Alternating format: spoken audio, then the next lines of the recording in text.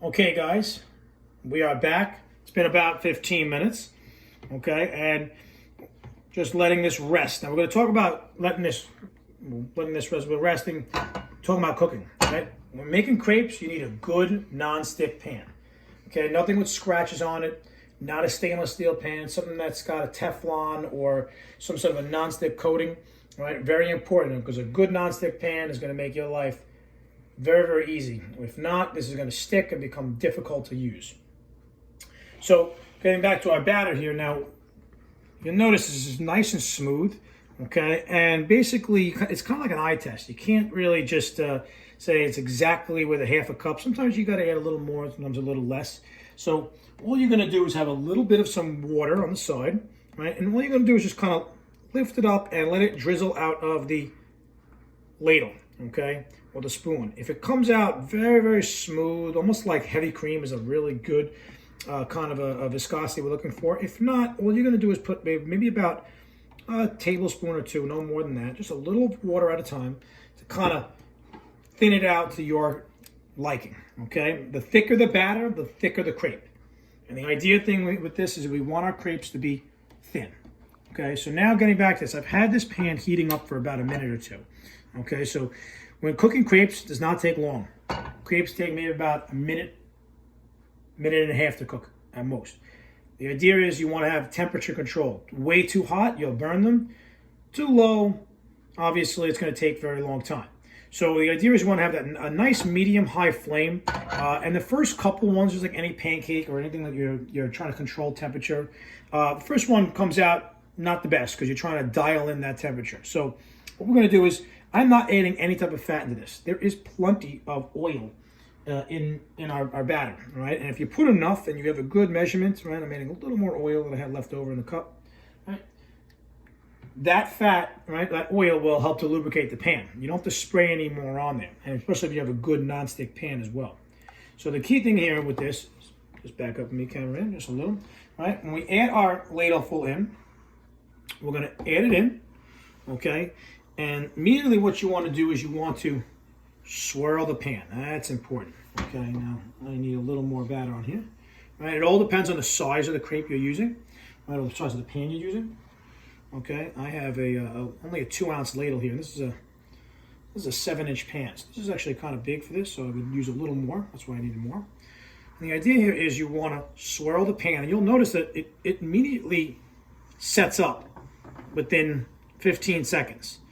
Okay, the idea is you want to swirl the pan around as quick as possible so you get an evenly round pan. Or excuse me, evenly round crepe in the pan. And once you'll notice a color change and start to bubble up a little. Okay, so when this happens, that's how you know when it's ready to flip. So I'm not there yet because I still have a little bit of a white kind of a color there. Right, I want this to almost turn like a little, almost like a cad yellow, right? And you'll notice the edges will start to curl up a little. Here it comes, right?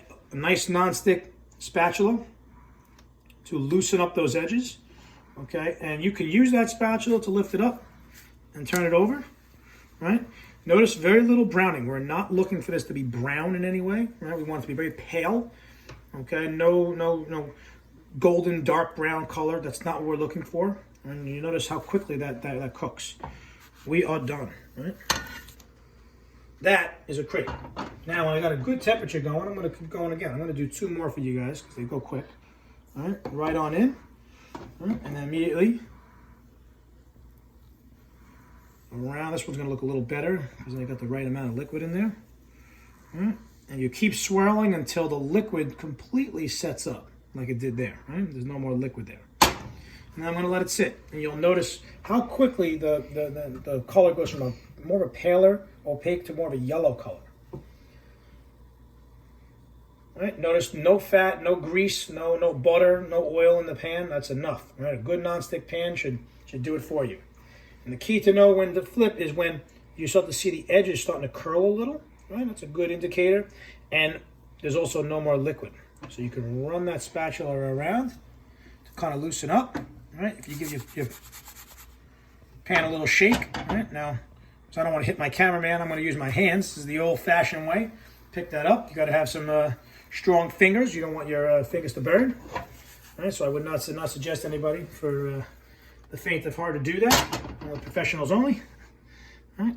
And what's great about these, you can make these all in advance. Right? I make bunches of crepes, and you can layer them in between with some wax paper or some parchment paper in between them, and they freeze up to a couple months in the freezer, which works really great.